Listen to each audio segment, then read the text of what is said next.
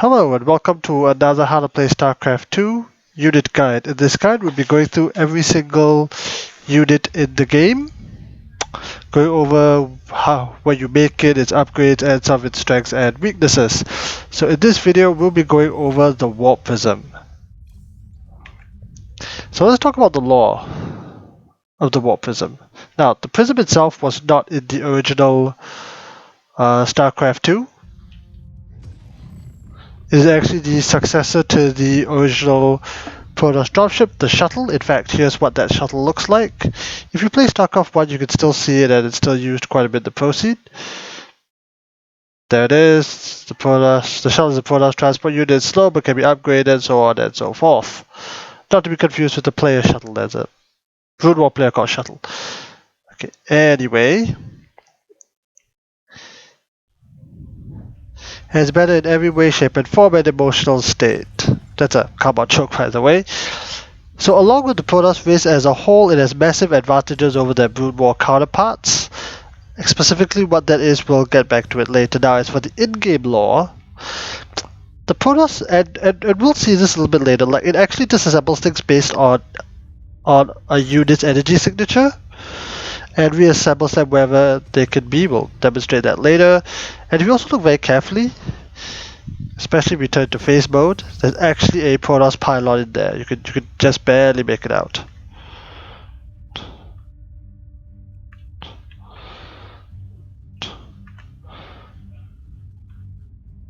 Okay, but moving on. So where are these things produced from? Okay, so it is produced from the robotics facility. So let's just do a demonstration from that. Okay, back. Boom. Okay, so first you have to build a pylon, then a gateway, then a cybernetics core, and then after the cybernetics core you can build the robotics facility. And this is where you build Warp Prisms from. You can produce them at will over here, no problem. Now, you can produce them straight away. You don't need any other units or buildings. However, you get upgrades from them from 3 places. Okay, the most obvious one, which we'll get to later, is the robotics bay. There's an upgrade here called gravitic boosters. No, gravitic drive boosters for the observer. My bad.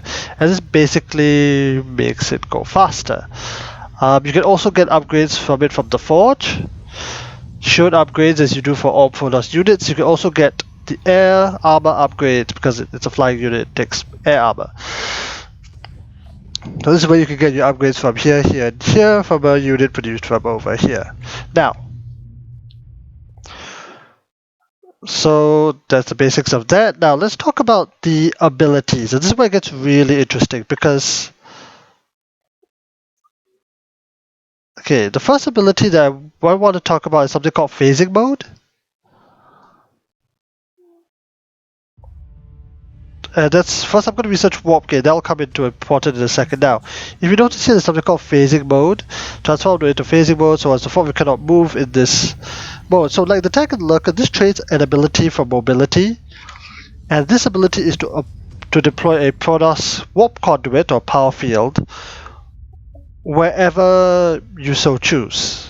So, what this really means is that if you have a warp gate, you can warp in a unit anywhere in the pylon, but also here.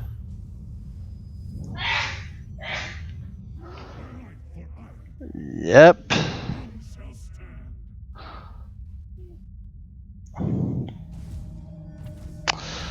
The other thing it can be used to do is also power building, so I'll try and demonstrate this in a second. I jam another one of these. Oh wait, yeah, I could just demonstrate this here. You can also build stuff under a power field. Nah, this is gonna die. Okay, so all these buildings are unpowered. So what you can do is you can move the buildings over. Its radius is a lot smaller, but voila. Okay, it's still on cooldown, but we can produce things from there. And this is quite important. We'll get into some of the implications later on. Okay, let's go back. So that's the first ability, phasing mode. Oops. Which is probably the most important ability. Now, the next ability it had is load. And this is the first load unit that we have encountered. Let's get a few of these. A few of these. A few of these. Two of these. One of this. And a bunch of probes. And that's the immortal. Okay, so here's the thing. So each race, Terran, Protoss, and Zerg, all have a specific unit that they can use to load stuff up. The Terrans have the medevac, and the Zerg have the overlords. We will get to those specifics once we eventually reach them. Basically what this means is that you could, as the name implies, load units in. So here's how the math works out. You can load up to 8 probes. Yep, you can see it fills up and you're max. You can't fit anything else. You can also, so the default button to do that is, or the way you do that is you click a unit, let's say this probe, and then you click the Warp Prism, the Warp Prism will pick it up. The way you drop a unit is either you click the symbol at the bottom. Yeah, in this case, okay, the stalker's in the way. You can either press this one or you can tell it to drop. Done. So you can load up to 8 probes. Let's move the probes out of the way. You can load 4 of any gateway unit. So for Dark Templar, you can see it's full. For Dark Templar, for Stalkers.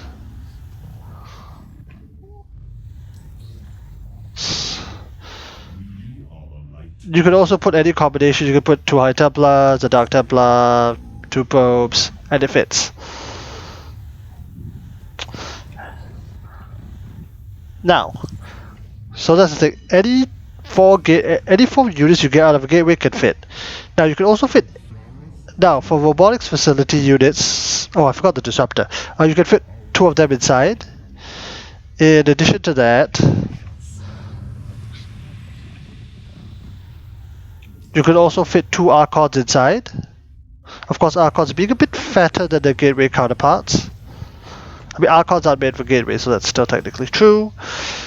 You can fit 2 disruptors, or you can fit just 1 Colossus. Like if you put a Colossus inside, you're not going to be able to fit anything else. Something important to note about the pathing is that if the dropship is full and you still ask things to try and fit inside, those units, in this case the Immortal and the Stalker, will follow this basically until you tell them otherwise. So that's some of the importance of the load function. The other important thing about the load function, which we'll get to in a moment, we'll get to actually a bit later in the video, is that, and this is specific to the Warp Prism, you don't have to be directly over a unit to pick it up. For Terran and Zerg you do, but not for Protoss. The Warp Prism has a range. So even though the probe was there, you can load up straight into the Warp Prism. So that's basically the loadability. You can see what's here. Oh yes, if the Warp Prism dies, God forbid, let's fit what we can.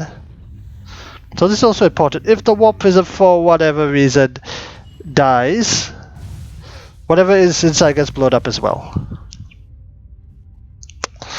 We'll see the implications of that later. Okay, so let's go back here.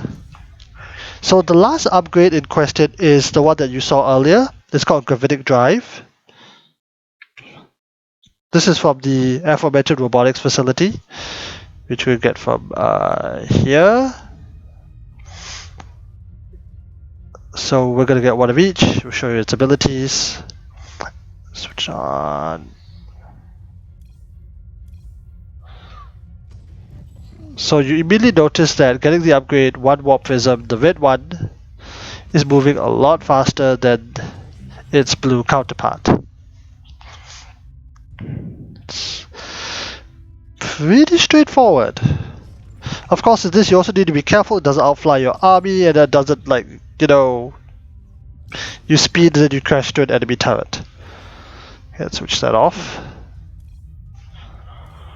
Okay, so let's talk about the strengths of the Warp Prism.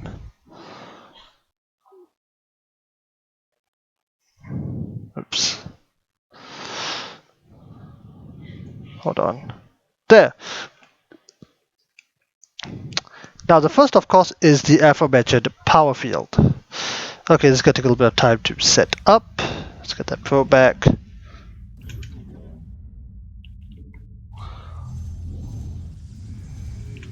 Oops.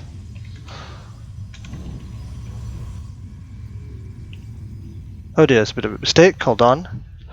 I need to deploy... Let's deploy 5 Zealots, a Warp Prism, 5 Stalkers, 2 Immortals, and on the other side we do the same. Too many... 5. Okay, but let's say that Red, aside from having the forces on the map, also has some buildings at home. Can it fit? Okay, great. That is to warp gates, and let's assume that we go into combat. Using these buildings, you can warp it directly into the fight. And that could really change how things are done.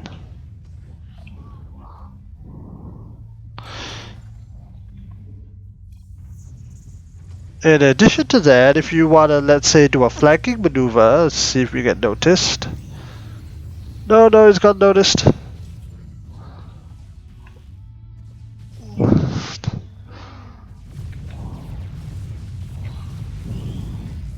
We're calling reinforcements in the middle of a fight, that's kind of a big deal. And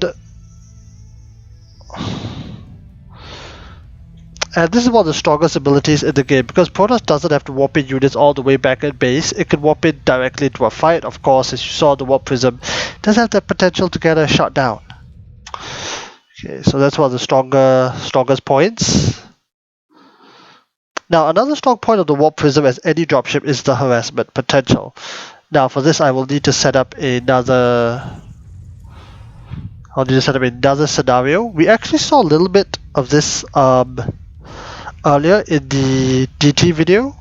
Otherwise, you could do something like this. Okay, let's go to terrain, natural ramp. The Terrans again are going to be the unfortunate baits. Okay, so let's say Terran has a good defensive setup, a tank, 5 Marines, they have some SCVs mining, and on the other side,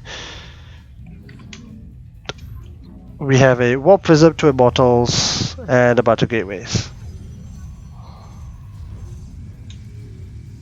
And no, I don't need oracles. That'll be for a future video. Start. Say the SCVs are mining. Let's have a simulation base. Hold on, I forgot to switch on warp gate.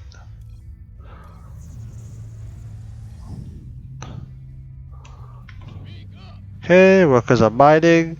So let's say you have a Terran. We'll assume the Terran has, Vaxes and other things over here. That's not important right now. Let's just say this is a Terran base. So if you try to break this position, well, you might. But let's say you want to have a more efficient way of doing things. So what you can do instead is you fly around the back. You drop off the Immortals. Now you could just drop the Immortals here and they'll be fine. Like, they will do enough damage to pay for themselves. Or you could warp in stuff. Like, you could create an entire army at the back of your enemy's base, and again force, say, Terran into a very uncomfortable position to attempt to deal with this.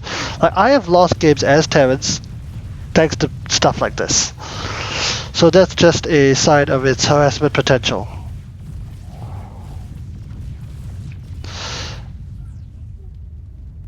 Now, the last strength that I will showcase is something called micro-ability, and this really comes down to the Warp Prism's pickup range. This is something that has been nerfed, I think, a couple of times. I don't think it's going to be nerfed any further, but who's to say? Okay, let's go back to the arena. Terrain. Clear. Okay.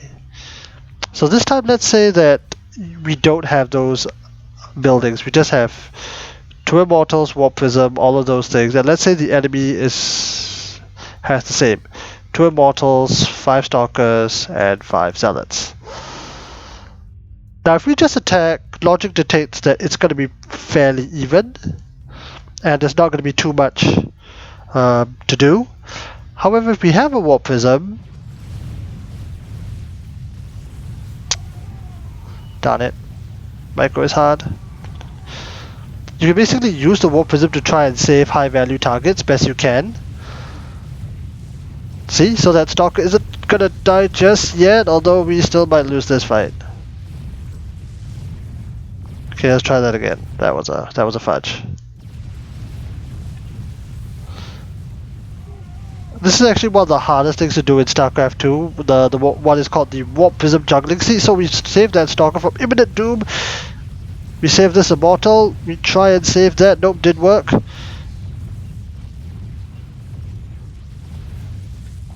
Come on.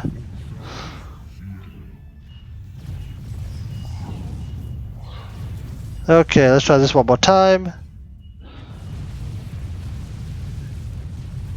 Okay, so we saved that Immortal, we saved the Stalker. Okay, I think we might actually win this for a change. Save this Stalker, no, save this Stalker. Okay, and we finally win. We have a fair amount of units. Of course, as shown in this example, if you might go poorly, you could screw up your own fight. Now, as for what professionals can do, I'll add a link to some pretty amazing things the Koreans have thought up of. So those are the strengths of the Warp Prism. But as with all units, they also have certain weaknesses. Now, the first weakness of that is that this is a high value target. And every player, both you and your enemy, 2v2, 1v1, will want to keep an eye on this unit. Because if the Warp Prism dies in the middle of an attack, it could just stop the enemy push from happening. And games have been completely lost after Warp Prism came down, because without the ability to reinforce, the attack can easily stall out, rather than attempt to explain this in-game. In fact, we just fly this over. Oh, let's say I don't micro this thing correctly, it dies, and then it comes down to a fairly even fight. Whereas if you had the Warp Prism, you had Warp Ins, you'd be even better. But again, rather than attempt to show something here, I will leave a link to such a game that happened at, in fact, at the BlizzCon Grand Finals. Now another weakness is that you notice that all of the dropships, they don't actually have any weapons. Which means that they are fairly vulnerable to air units. Where's the Copter? There he is. Where's the Hydra for that matter? So it can't attack. So if flies into, this is gonna happen. It's just gonna die. And any player, whether they be Zerg, protoss, actually protoss are more likely to use Stalkers. But if Warp Prism is here, in fact, let's say it's in phasing mode, and oh no! It's gonna try and get away, and it's gonna be up to the Viking to chase it. It can't attack, see? Yeah, that goes for the rest of this as well. Finally, as per all robo units, or anything that you make out of a robo, you probably heard this by now. In fact, let's just build a robotics facility to illustrate. Okay, normally you need to build a gateway, but see, here's the thing. This broken leaf. Now, apart from the prism being expensive, the main issue is the production time and the cost, because, I mean, it is kind of expensive, and it takes up valuable time, because every time a Warp Prism goes down, you make a new one. It could have been an Immortal, you could have been attacking to Colossus, Disruptors, better units, and you can't really afford to lose them, especially if they have cargo inside. And if you just lose a few and you have to replace them, those could have been 3 Immortals. 3 Immortals could easily win or lose you the game. So that's another weakness of, the Warp Prism. Losing it, you're in for a world of pain. Okay, so let's talk about some matchup-specific comments about the Warp Prism. And to be honest, they're all kind of the same. Because the way you use them in PvP, PvZ, and PvT, it is the same. It is to micro units, the long pickup range. It is to call in reinforcements when need be, and it is to harass at the back of the enemy, the enemy base. You will see this in all matchups, in all situations. If you're playing against protoss, then you need to keep an eye, because next thing you know, you might have 20 zealots in your main.